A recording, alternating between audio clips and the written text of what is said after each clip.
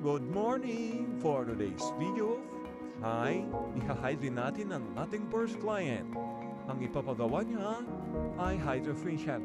Una sa lahat, nag-foam na ako and I applied to her face to remove all the dirt. Pagkatapos ay minekos-mekos ko siya. And then, binanlawan ko na. Kinuha ko yung towel, and then pinunas ko sa face ni ma'am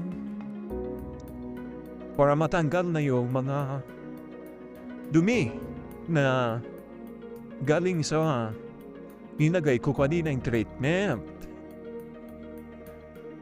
Di ba? Yan o, punas-punas para matanggal lahat.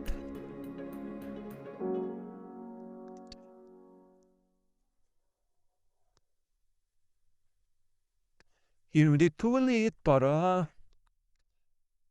masigurong wala na talaga. Walang natira ng mga dumi. Para naman satisfied si client sa gawa natin. Diba? Ganun yun. Dito naman, nilagay ko na yung second treatment. O diba? Binigos-bekos ko na. In-apply ko lahat-lahat sa mga ano niya. Oh, in-apply ko. Ganyan ko. Basta ganyan. Kita mo naman. And then, after that, kinukuha ko yung pangtakip sa mata ni client. Yung kasama ko naman, lakad ng lakad, hindi siya mapakali. Di ko alam kung anong ginagawa niya. O dito, tinapan natin yung mata ni client. Tapos babad natin siya ng 5 minutes. Diba? After 5 minutes yan na. Binabanlawan ko na. Noon. After that. Yan. Tapos dito naman nag-steam na tayo. Para matanggal yung mga... ma-open pala. Yung force ni client. Para mas madali tayo makapagtanggal ng whiteheads and blackheads. Dito, sa part na to, nagtatanggal na tayo.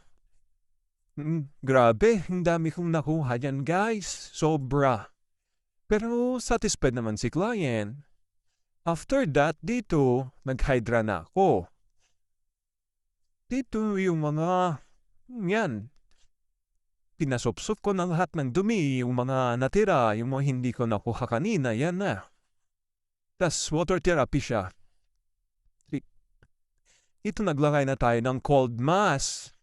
Malamig yan, guys. Pang-help na pang-brighten ng face, paganda ng skin. Tapos dito, nag-light therapy na tayo para mas maganda. Mas papagandahin natin yung face ni client.